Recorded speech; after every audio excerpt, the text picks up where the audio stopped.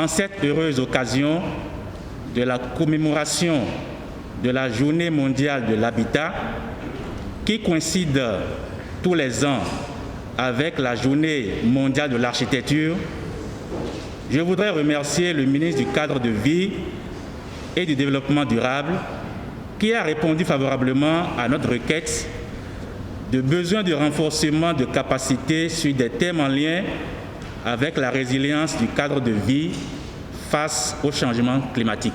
Les architectes et urbanistes du Bénin en atelier de formation ce mercredi 6 octobre 2021.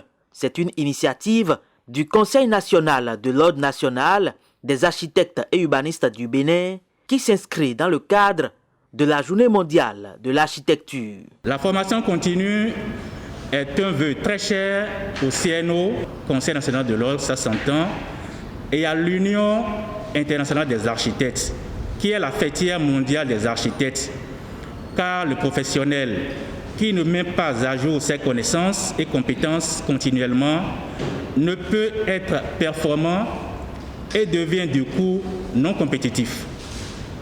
La réussite culturelle, scientifique, technique et le rayonnement de l'architecture reposent de fait sur le trépied enseignement, recherche et métier.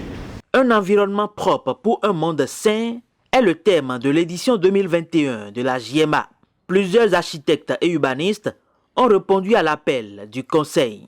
Cet atelier de formation qui a eu lieu à la Maison des bâtisseurs, siège de l'Ordre national des architectes et urbanistes du Bénin, a également connu la participation d'autorités à divers niveaux.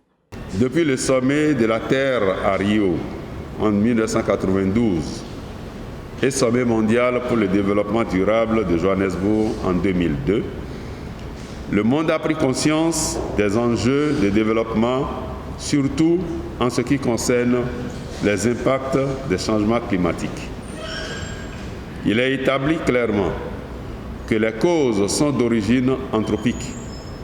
L'environnement construit, c'est-à-dire bâtiments et villes, se retrouve au cœur des enjeux et des défis comme secteur émetteur des gaz à effet de serre. Les choix d'aujourd'hui impacteront les décennies à venir. Je souhaite donc vivement que cet atelier soit pour vous une réelle occasion de prendre en compte le devenir de la planète face au changement climatique. Après la cérémonie d'ouverture, les participants ont eu droit à 2 communications qui portent essentiellement sur les effets des changements climatiques et sur l'adaptation des projets d'architecture et d'urbanisme par rapport au changement climatique. Nous avons insisté sur plusieurs points. D'abord, nous avons fait l'état en ce qui concerne la prise de conscience sur les changements climatiques et montrer que les bâtiments contribuent aux émissions de gaz à effet de serre et viennent en deuxième position. Ça fait pratiquement 35-40%. Leur montrer qu'au niveau des pays en développement comme le nôtre, nous avons encore à investir parce qu'il nous faut combler un gap d'environ 60 à 80% de construction de bâtiments. Donc il va falloir tenir compte désormais dans le dimensionnement du bâtiment de tout ce qui est paramètres climatiques et qui peuvent avoir des répercussions dans les années à venir. Au terme des travaux de cet atelier qui se veut une déclinaison du programme d'activité de l'Ordre au titre de l'année 2021, la satisfaction est notée dans les rangs des participants. C'est vrai, nous connaissions le problème, mais une chose est de le connaître, une autre est de s'en imprégner à chaque fois un peu plus. Et nous remercions tous les contributeurs qui ont pensé à proposer cette formation pour aider les architectes à appréhender encore mieux ce problème.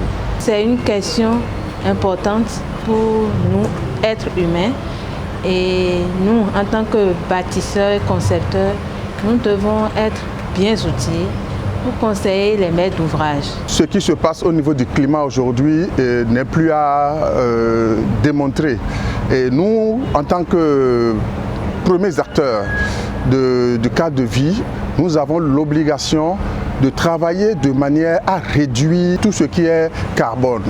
Et c'est pour cela que le thème choisi et surtout les formateurs qui ont été vraiment sélectionnés pour nous entretenir ce matin sont vraiment à la taille de ce que nous attendions d'eux.